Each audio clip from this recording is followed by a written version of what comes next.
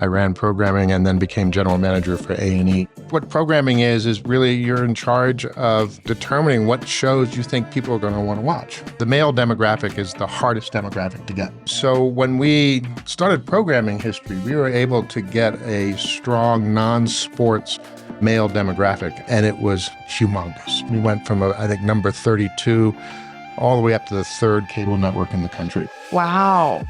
Thank you so much for joining me on the podcast today on the Clear Pod. Very special treat. We have David McKillop here, and you are probably the most famous guest that we've had thus far. I'm honored, but I'm sure you had more famous people. You have an amazing background. Thank you. I mean, just to throw a few things out there, you are an Emmy winner. Twice. That's twice. Incredible. And you've been in the industry for a while. And if I remember correctly, the shows that caught my interest just because I watched them, Deadliest Catch. That's correct. So I used to watch Deadliest Catch and eat crab every week. It was my thing. It was like my family get around and watch the show. That was great. Storage Wars. Super fun. Always loved to see what kind of neat things or not so neat things they found in the storage units. And oh my gosh, there were so many of them. Ice Truckers, Duck Dynasty. Yeah. So, and Duck Dynasty was huge. Yeah. No, I'm not a producer. I'm a programmer. I spent probably 30 years programming different networks. I've worked at National Geographic. I've worked at Discovery Channel. I worked at the Smithsonian. Wow. I ran programming for the History Channel. I ran programming and then became general manager for A&E. Wow. And really what programming is really you're in charge of determining what shows you think people are going to want to watch. And in those days, all networks had a demographic. Mm-hmm. History was really interesting. The male demographic is the hardest demographic to get. Really? Young men, especially. Sports is big. Right. So when we started programming history, we were able to get a strong non-sports male demographic, and it was humongous. Mm-hmm. We went from, I think, number 32 all the way up to the third cable network in the country. Wow.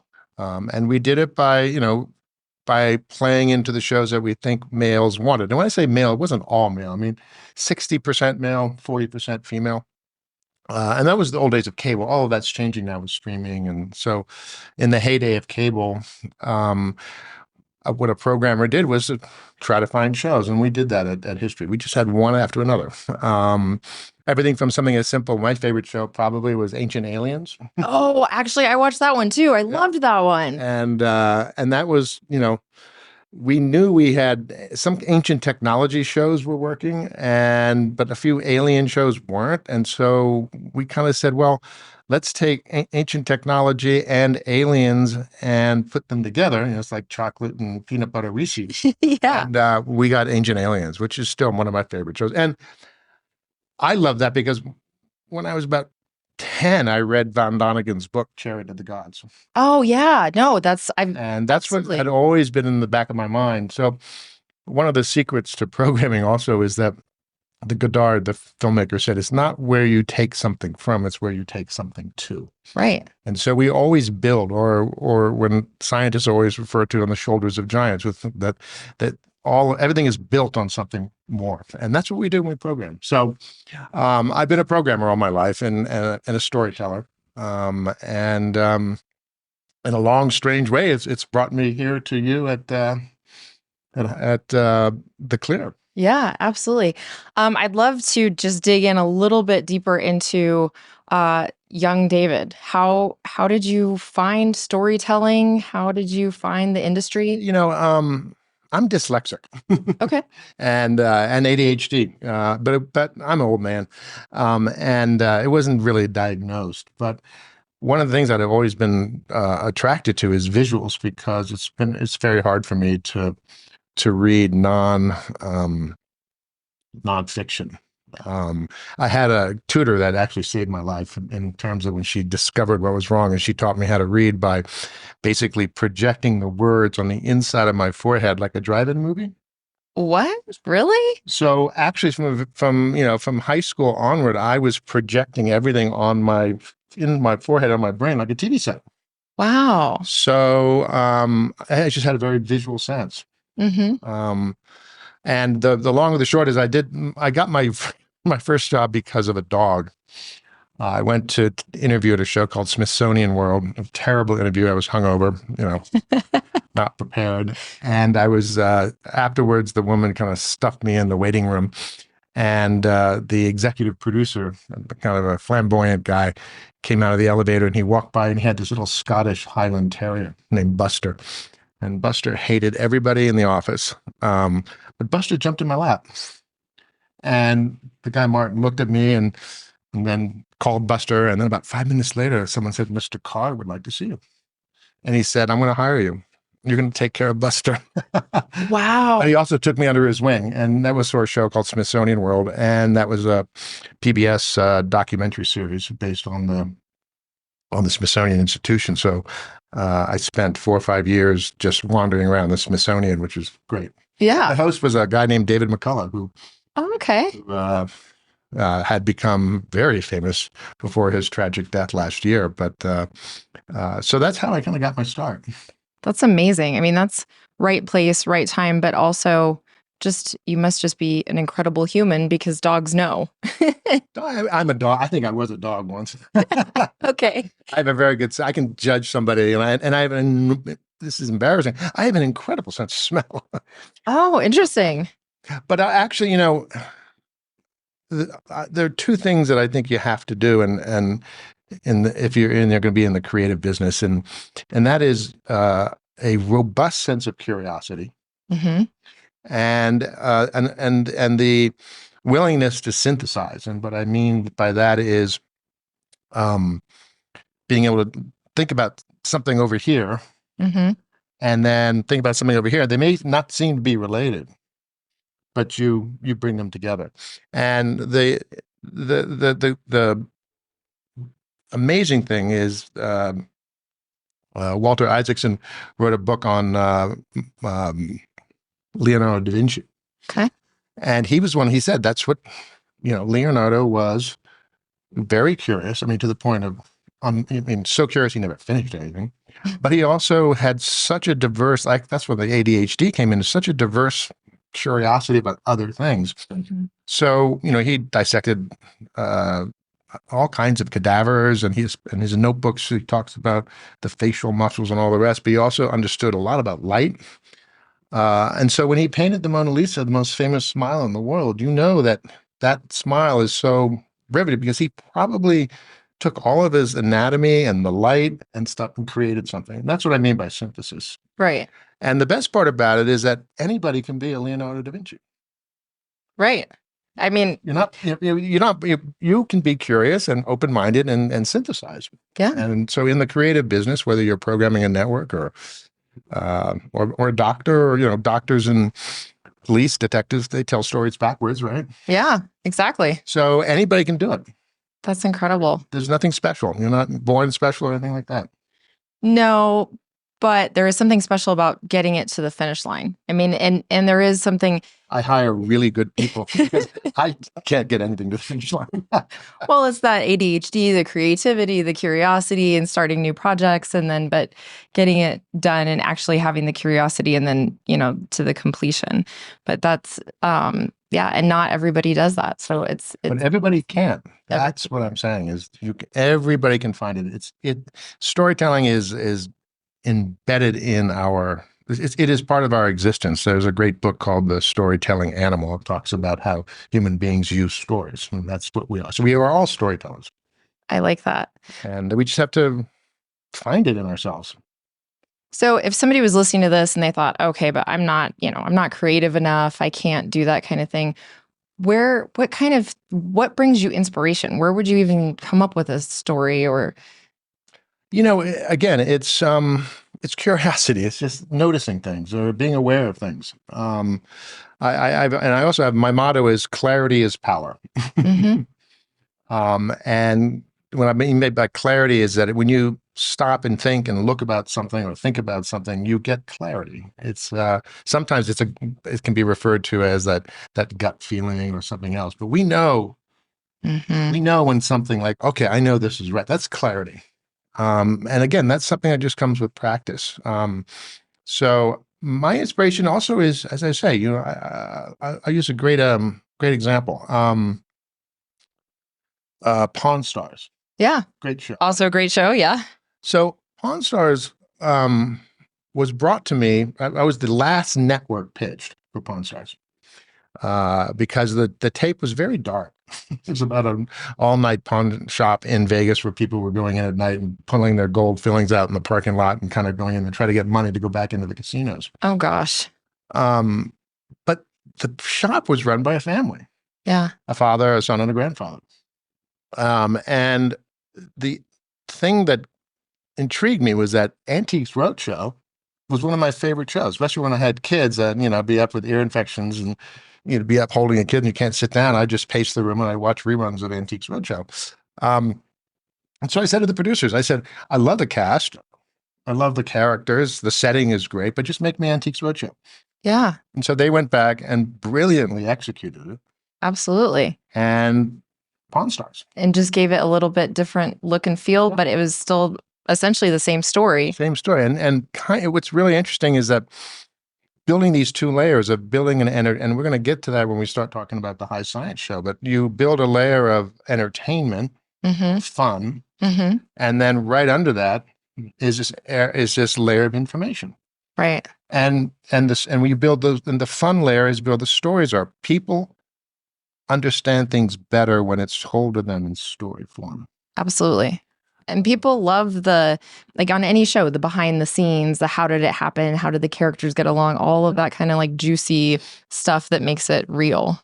Yeah. And you have to, Michelangelo, he always claimed that he never carved any of his statues, David and all the rest of them. But he did say was that he saw them trapped in the stone and he released them.